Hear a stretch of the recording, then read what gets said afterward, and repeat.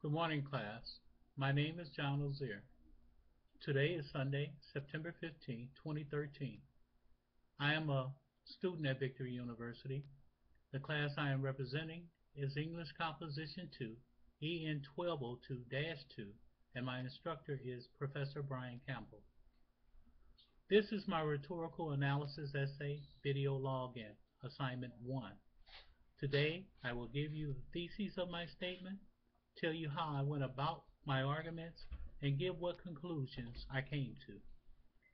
My rhetorical analysis essay was on An Immigrant Writes, an article written by Arnold Schwarzenegger, which appeared in the New York Times, April 10, 2006. I have altered my essay since getting some helpful tips from my instructor. First, in my thesis statement, I stated how the writer was trying to get across to his audience that the United States needed to adopt a policy on immigration that will both secure its borders and is sympathetic to the needs and rights of immigrants at the same time. Second is how I went about my arguments. In this article, the main argument is stated early, so I then analyzed the way that the writer constructed the main argument and any supporting details. I then did a summary of the main argument and broke it down and was able to identify each major point that built up to the main thesis. I then identified ethos, the writer's credibility and trust with the audience, the writer perceiving that the audience acknowledged his command of the topic, the writer's authority, and anything that related to the character of the writer, and what made the writer a reputable source about this topic.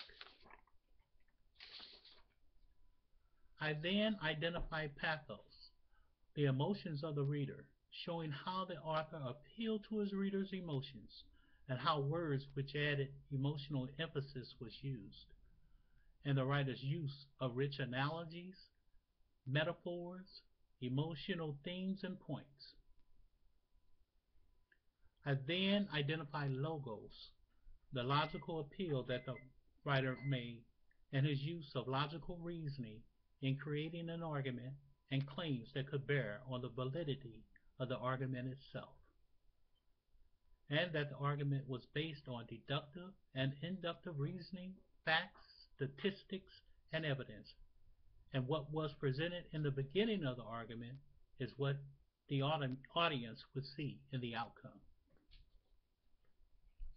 Third, in my conclusion for this assignment, I briefly stated that maybe at the time, the United States Congress should have considered adopting a policy on immigration that could have both secured its borders and been compassionate to the welfare of immigrants at the same time.